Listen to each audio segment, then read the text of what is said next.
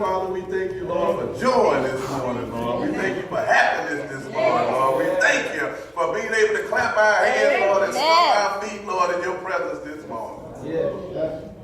Thank you, Lord. You are good all the time. All the time, Lord.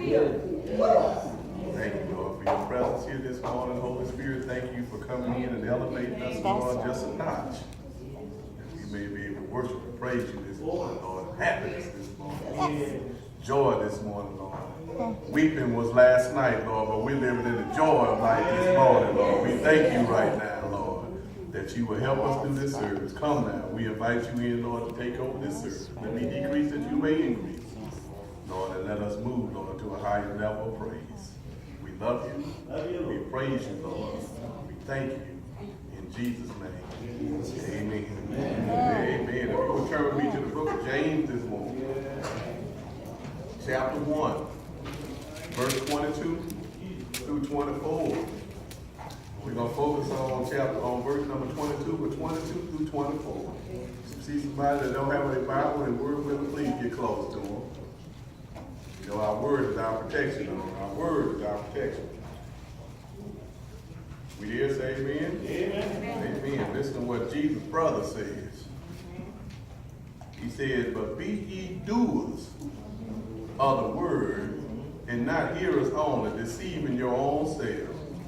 For if any be a hearer of the word and not a doer, he is like unto a man beholding his natural face in a glass. For he beholdeth himself and goeth his way and straightforward, forgetteth what manner of man he was. You may be seated this morning to think on this subject. Are you a doer? Look at your neighbor and say, neighbor, are you a doer of the word? Are you a doer of the word? Thank you, Usher. Thank you. Best Usher on this side of town. Are you a doer of the word? A lot of people say that they are. But are you a doer of the word? You see, anything you lift up high got to have a foundation if you're going to build it. If you don't have a foundation, you're doing all this in vain. You see, the strength of the foundation will determine what your effectiveness is going to be as a believer. You got to understand, I know some believe that being in the choir is the essential element and that makes you a hearer and a doer of the word. Some believe that church titles are a foundation and it makes you a hearer and a doer of the word. Some maybe think that being on the deacon board makes you a hearer and a doer of the word. But I come to tell you this morning that the word itself is our foundation in everything that we do. All right. James said that we're not only to be hearers of the word. Let me park right there for a moment because see, some people can't hear because their ears are stopped up. No. I don't mean with earwax. Some of your ears are stopped up because I don't want to hear the word. I just want to hear what I want to hear. But see, it says that we also have to become doers of the word also. You know what? I read some great books in my life, but it ain't nothing like the word. You know what? I read some great poetry in my life, but it ain't nothing like the word. I read some great history in my life, but it ain't nothing like the word. You see, we realize that that's where my spiritual maturity comes from, because the word of God gives me growth. If you don't read the word, you will never grow from where you're at right now. You see, it's way past time, Westridge, for us to get off of milk right now and get on the meat of God's word right now. You've been on that diet of milk a little bit too long. I look at a baby right there, they're only on milk for so long, and we got grown-ups, 40, 50, 60 years old, that's still drinking milk. It's time, way past time now, for you to be able to get in the word and be able to come to Bible study and understand what the word is really saying. Good job. You see, we can't grow spiritually by reading Ebony magazine. I know you think you can. You can't grow by reading Newsweek or Time magazine. You can't get it from watching ABC or NBC or CBS or Fox News or CNN. You can't get it from Oprah. You can't get it from Dr. Phil. You can't get it from Dr. Oz. They can't do nothing for your soul, because if they don't do what they're supposed to do, they're on their way to hell just like you are. About what they're doing, the things that they're selling you to be able to sell ratings. But what about trying to get your soul in order? You see, only the word can do that. Only the word can do that. So I came by to ask you this morning, are you a doer of the word? You see, I found out a long time ago that the word is really my strength.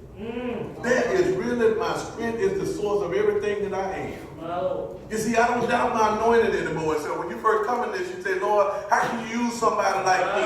But I don't doubt that anymore. I'm the same anointed person here. I'm the same anointed person on my job. And if you don't want to hear about the Lord, then don't talk to me, because that's what you're going to get. If you don't want to talk about it, then don't talk to me, because that's what I'm going to do. You see, let me give you a news flash from heaven. If you don't stay in the word won't stay in you. I'll say that one again, because that went over your head right here. If you don't stay in the word won't stay in you. You need to understand that you've got something that you need to be able to do. Jesus woke you up this morning, and you got your mind on the Lord, and you're walking with him this morning, and you're singing with him, and you're praising with him, and your mind is staying on him. You got to stay in the word to be able to do that. You see, a lot of people find out that if you don't know, you can't grow. If you don't know, you surely cannot grow. You see, we look at the word of God and we think that something, it's like one of those appliances that you go and buy from the store. We take it home and sit it on the shelf, and we use it from Sunday to Sunday, but we don't realize what we're doing. The word kind of be like a car that you just bought. I know it goes. I know I put my foot on the gas. I put my foot on the brake. It'll stop. But you know what? Let me get into a jam. We're about to get into a trouble, or a wreck is coming, and you'll start saying things out the word that you didn't even know you knew yourself. You see, you don't understand that that's what it is. If you want to know who God is, it's revealed in the word. You know, people say that Jesus only shows up in the New Testament, but let me give you a Bible study lesson that you need to understand this morning straight from God. Jesus is in every page of the Bible. If you read it from Genesis to Revelation, he is there, because John said in John 1:1, in the beginning was the Word. He was there already. And the Word dwelt among us and became flesh and lived amongst us. The Word has always been there. If you want to know about God's past relationship with us as men, it's revealed in the Word. If you want to know what your future is, it's revealed in the Word. Anything that you want to know about this journey here on earth, it's revealed in the word if you get in there. The word tells you how to get along with your husband or your wife if you're having problems. The word tells you how to get along with people that you don't really like. The word tells you how to get rid of hate out of your heart and put forgiveness there, where you can forgive people when they've done things to you. When you're down and out and you can't call anybody, when everybody has turned their back on you, the word comes along and lifts you up right there. See, you got to understand what the word really is. The word even tells you that you should love one another. Lord, that's hard for some of us. That's hard for some of us. You know, I know people that have trick bags with people that's been dead for 40 years and you still mad. You still holding on against that person for 40 years. You still holding that. I don't want to get before my Lord and say, you know what? You spent all your life being mad for what? I brought you through all of that. You see, the word of God, it tells you that believers is defined where we should be. See, what makes you and me believers is our acceptance of Christ as our personal Savior. And if you haven't made that decision yet, this is a mighty good day to be able to do it. What gives us spiritual power is hearing and the obedience that we have to the word. It's one thing to hear the word. It's another thing to obey it. Because when God tells you to do something that you really don't want to do, you will come up with every excuse under the book. Lord, there's got to be something over there. You said this was in Matthew, but there's got to be something over there in Mark that say I don't have to do this. You see, you look for everything you can to try to get out of it. But James says that you can't just be a hearer of the word, that you ought to be a doer of the word at the same time. Too many of us get that thing backwards. You see, we want God to come in our lives and do what we want him to do. We say, Lord, let your will be done, but do we really mean that? Come on now, come on. I know it ain't just me. There's a lot of people sitting here. Lord, don't strike them down right now because they don't want to tell the truth. But there's some people in here right now that if God said, you say, let my will be done. Well, wait a minute. But I didn't mean it that way, Lord. That person out there begging for food, Lord, I'm trying to hold on to that last dollar I got, but God tell you, pull it out your pocket and give it to him. You just put your foot in his on the gas. You go right on by him. You're not worried about them being out there needing something. You're worried about that. want God to be our child and be our servant. We want God to worship us. We want God to praise us. When we have it the other way around, then we should be the ones worshiping and praising God. You see, Westridge, if we're ever going to get our lives what it's supposed to be, you need to surrender yourself today and say, Lord, you are Lord and Master of my life. You see, some people haven't done that yet. He's going to come whether you like it or not. Either he come into your life and he be your life and be on the throne, or he be nothing. He's going to come and he's not going to take a back seat to your flesh. I don't care what you're doing. He's going to tell you that don't take control of all those things. He's not going to ride if you won't let him drive the car. He won't do it. He's going to say, you know what? You need to get out of my lane on what I'm trying to do. If I got things that I'm doing, get out of my lane. When it's your turn to drive the car, then I'm going to let you do that. But until then,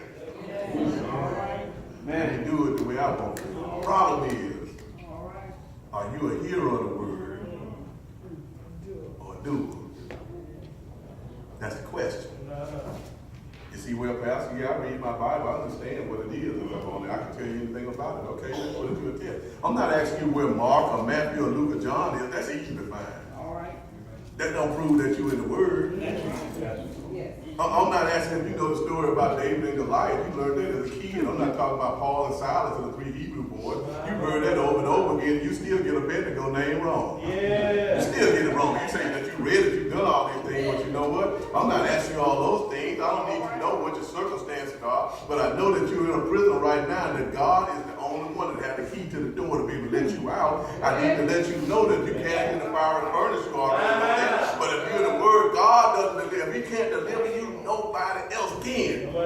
You need to get that in your mind that nobody can do it. The word says that if you give him what he needs, he will make a way for you out of everything. You see, you got to understand, I got to ask you this morning, are you a doer of the word? Is the word of God really important in your life? Or is it only important when you go through trouble? Is it only important when I'm down on my luck? Am I only reading it as if, Lord, when I'm broken, I don't have a dime to my name? Or is it only important when I don't have a friend that I can talk to? Does the word of God have meaning to you at all? We pick and choose when we go to the Lord. If the word is not important to you, and you claim the Lord as your Savior, then you're in spiritual trouble this morning. I need to stop this sermon and bring you down here this morning and get some things straight right now.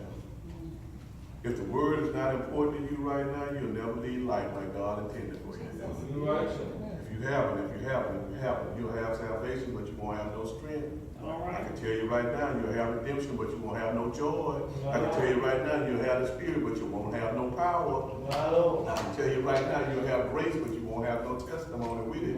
I can tell you right now, you'll run and get weary, and you'll walk and you will faint. Because see, if you don't have those things, the Bible said for those that wait upon the Lord, will renew their strength. If you don't have those things, so I need to ask you again this morning to remember that the Lord has recorded every thought, every sound, everything that you say. Are you a doer of the word? If you want to be strong in the Lord, you got to get into the word to be able to understand it. If you obey the word of God, it'll change you. You want change in your life? See, I'm the only one in here that the Lord ever beat the death out of.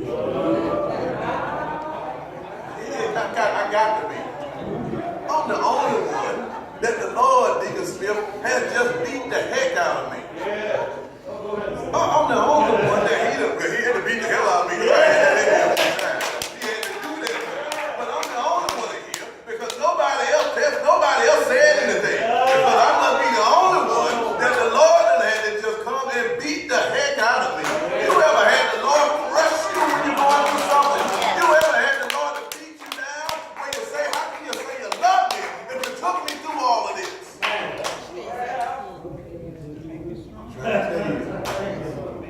That he did it. And the Bible records it. It changed Peter from being a cussing fisherman to a preaching pastor. And you know, Peter's first thing was, I'll cut you. That was the original person that used that term. Now I got to cut you. Peter had that down to a science. If you don't believe it, it changed Matthew from being a tax collector to a gospel writer. It also had Paul, who go from a heartless killer of people to be able to have a whole life-changing event. Every time that a person, a man, woman, boy, girl encounters God, there's got to be some change in your life.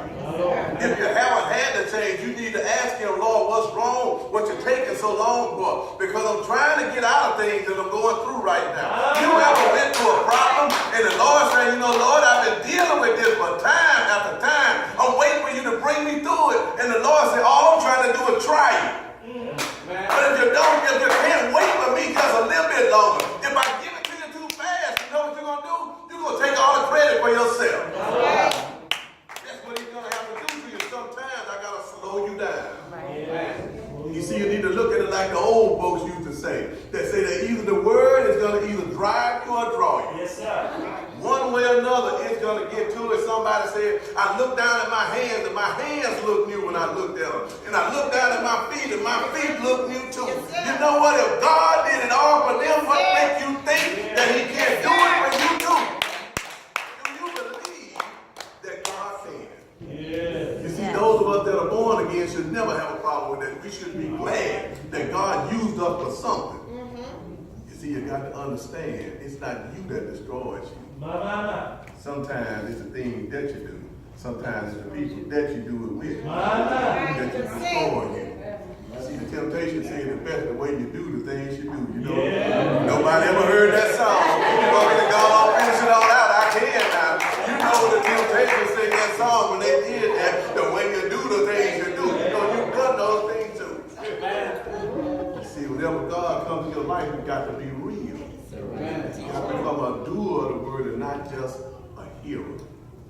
If the Spirit comes in you, you cannot stay the same. You wonder why you start crying and you don't know why? Yes, sir. You ever just bust out in tears and you don't know why? Yes, sir. You know that problem is right there and you're crying and tears are flowing and Lord, they're not stopping and I know something is going on, but when are you going to stop this thing from getting me like this? When are you going to bring me through this? Have you ever been there when you say, Lord, I'm down, I was on my knees, but now I'm down on my face now. Yes, Lord, I'm going through this thing. Is it any way that you can bring me through this? Yes, Lord. You see, if you're a hearer, if you're a doer of the word, the places you used to go, you don't even want to go there no more. That's right. You see that the things that you used to do? That's right. You don't want to do those. That's why when someone come and tell me that they strung out on drugs, I say, you strung out on yourself. You're not strung out on drugs. You're not strung out on that. You're telling me that if drugs got you that much, that drugs is more powerful than the power of the Holy Spirit. And drugs is more powerful than Jesus is. I've never seen it. If you want to go to a doctor that can cure you or anything, let me suggest one to you. Why don't you try Dr. Jesus? I discovered that some folks would never change just by joining the church. You're right about it. You said it. That's all right. That's all right. Some folks will never change by joining the church. Because see, some people left the church before they left. You got to understand that that's what the equation is. Some people left before they got up here. Folks ain't going to change just by joining the choir either. Let me put it just like that. Some people that's going to change because they became an usher. Let me put it like that too. Some people not going to change because they joined the mission. It's not going to change. Some people didn't change because we got deacons and preachers and pastors in the church. If it's not a change on the inside, there's nothing happening that's going to change you at all. You see something on the inside.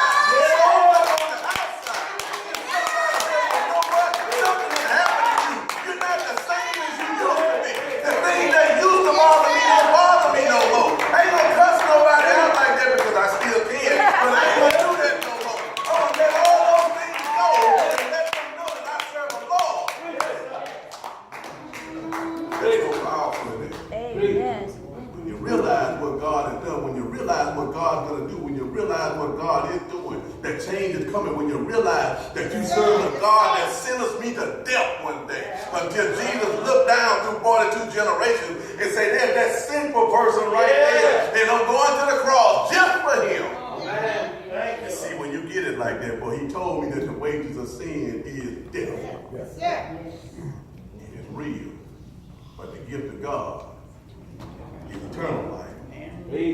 How many people leave their home in glory for to save a wretched person like me? When I think about how good God's been to me, you see, every praise you just sing a minute ago, that's my everyday song right there. Every praise, Lord, is to you. I don't have praise to give my banker. I don't have praise to give my job. I don't have praise to give my friends. I don't have praise to give my car. I don't have praise to give my house. Every praise is to my Lord, because he said that you got to be a doer of the word.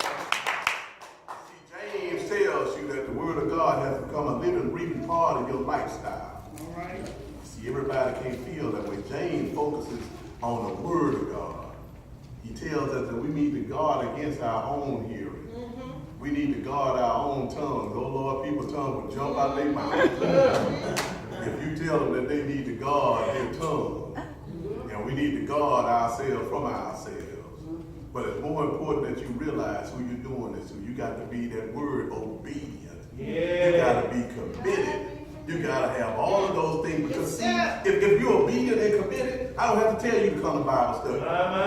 If you're obedient and committed, I don't have to tell you to come to prayer meeting. If you are obedient and committed, I don't have to tell you to pay your tithe. I don't have to tell you any of that. Because you read the word, it wasn't me that told you. It was God that told you that. Without the word, you wouldn't know what grace really was. You stand here and you talk about grace in God's house. You don't really know what grace really is. You take that word for granted. You could have been dead, sleeping in your grave right now. Your warm bed could have been a cooling board last night. You could have been dead. But the Lord, through his love, through his grace, brought you into life this morning. Do you realize who he really is? He said, I got something for you to do today. It's not your time. I love all y'all, but I ain't dying for you now. I ain't going there. You can say you will if you want to. But you know what? Unless he got me in the line first, take them first, Lord. Take them before you take me. I got a little bit more things I want to do. Just get them first, Lord. Let me have a little bit more time. But you see, you know what? If there's no trust in the word, there can be no joy in it. If there's no trust there can be no power for the hopeless if there's not the word. There can be no sight for the blind if it wasn't for the word. There can be no healing for the wounded if it wasn't for the word. There wouldn't be no hope for heartbroken people if it wasn't for the word. There wouldn't be no hope for people that's hungry if it was not for the word. There wouldn't be no healing of relationships if it was not for the word. There wouldn't be no comfort in times of death if it was not for the word. You mean to tell me that all of those things that God done did for you, and you still don't believe? No. You still don't believe. You still don't get it. You are as hopeless as anybody that you've ever seen. The command is clear. James said that you got to be a doer of the word. He said it's not good enough to jump up and down in the churches of like, lost it in you. It's not good enough to do those things. It's not good enough to come and get dressed up with Brooks Brothers suits on and $100,000 dressing to all of these things and come and get Sunday after Sunday after Sunday and there's no change. And I leave out of here on Sunday, Pastor, before I get home, I'm already on the phone talking about somebody. It's not good enough to do that. It's not good enough to go through a whole week, Monday through Saturday, and I came here one way and I left the same way. There's no change, Lord, in my life. I'm still the same. It's not enough to dance up and down the aisle or put enough angels on the head of a pen because I can't do it right there, Lord. It's not enough. James said that you got to worship him. You got to be able to do it, and real worship begins in worship service. James said you got to get there. If you don't come to Sunday school, if you don't come to worship, if you don't come to missions or ministry meetings, if you don't read your Bible, how can you hear anything? So I ask you again, are you a doer of the word? You see, the Lord spoke to the churches at Age of Minor in Revelation, and he said, notice what he said, those who have ears, let them hear. But the ears must be able to hear. James said that if you decide to become a doer of the word, I can't afford to fall back to being just a hearer only. You wonder why people fall sometimes, because once we get into the word and something, now I take for granted that I got it. And don't realize that all you did was paint a target on your back. And the devil knows just now that's exactly what he's doing. James is trying to help somebody here. He said, don't get caught up with the sound of the sermon. Don't get caught up with the entertainment of the choir and the people that sing. Don't get caught up in the melody of the lesson. But all you got to do is listen to what people are saying. James says, you are deceiving yourself. If you really believe that. In other words, words tend to rob you of the spiritual power that you think you have. Oh, Lord. You're not doers of the word. The word ain't part of you. You're just operating in the flesh. All right. Westridge, if you need the word, you need to get into the word. Yes, sir. It's the only way you're going to be able to do it. You see, you'll have a better mission with the word without it. You'll sing better with the word. Yes, sir. You'll talk better Yes, with sir. the word. Amen. You'll love better with the word. Yes, sir. You will live better with the word. Yes. If you can get into the Spurs, don't bet on them anyway, Kawhi is gone. Don't worry about that. Don't worry about the Spurs. If you can get into the Spurs, you can get into the word. If you can get into Oprah, you can get into the word. If you can get into Beyonce or anybody else out there doing these things, you can get into the word. You see, Jesus found before his preaching ministry, before he even preached one sermon, when he took a one look at the text, he had to know I got to deal with Satan now. You know what, you're trying to deal with Satan all by yourself. And I remind you this morning that you can't do it. That's right. You can't beat Satan by yourself. You cannot do it. If you're going to deal with Satan, you better be in the Word. If you're going to deal with Satan, you better know sound doctrine. If you're going to deal with Satan, you're going to need something to stand on. The only thing that you have to fight the fire and dark, because the devil knows the Word just like you do. Matter of fact, excuse me, let me put it a little bit different. The devil knows the Word better than you do. He knows it better than you ever know it. See, when Satan comes to attack you, you got to be able to say, no, it's written. That's what Jesus told him. It's written. I came that they may have joy in the world. It's written. I came that they may have peace that surpasses all understanding. It's written. If I'm for you more than the world can be against you. It's written that weeping may endure for a night, but joy come in the morning. I found that the word worked for Paul and Silas. It'll work for me too. It worked for Daniel in the lion's den. It'll work for me too. It worked for the 3 Hebrew boys in the furnace. It'll work for me too. If a woman could come that's been sick for 12 years and say that, you know what, if I just touch the hem of his garment, and the man says, you know what, you're healed. If a man 38 years couldn't walk, if he tells him, what can I do for you? And it's done. If I find out that he can feed 5,000 men, women, and children on nothing, All right. it's nothing that he can't do for me. You see, when I get into the Word, I learn about God. When I get into the Word, I know that he's my Savior for real. When I get into the Word, I know he's my Father. You see, you got to understand what it really means. Are you a hearer or a doer of the Word? Yes, sir. I came across this story. I always try to leave you with this. Listen to this. One boy, 2 boys are talking about their dad. One boy said, you know what, my father worked downtown. He has 1,500 employees. He runs everything. He works 9 hours every day. Makes about $400,000 a year. I like my dad because he's nice to me. You see, when my dad died, he's going to leave everything he got to me. But look at here. The other little boy said, but let me tell you something about my dad. My father sits high and he looks low. He has millions. Not only does he run everything, he owns everything. As a matter of fact, he created your father. The cattle on 1,000 hills belong to him. He never slumbers or sleep just so I can. Heaven is his throne and earth is his footstool. I don't just like my father. I love him because he loved me first. You see, my father woke me up this morning. He started me on my way. And not only that, out there on Calvary cross, my father died for me out there too. He died until the blood came streaming down, and he died until the sun and the stars and the moon refused to shine. He died until the earth rocked and reeled like a drunken person. He died until the veil of the temple was torn in two. Not only that, but early on Sunday morning, my dad got up with all power. Every person needs their dad every now and then. You know what? If you're going to be obedient to the word, I just want to make sure that you're not just a hearer of the word, but that you're a doer also. If you're going to walk the talk, walk it all the way. If you're going to walk with the Lord, walk it all the way with him. I'm telling you, you got to go somewhere. If you love the Lord this morning and that you're a doer of the word, you ought to give the Lord some praise. Because you just said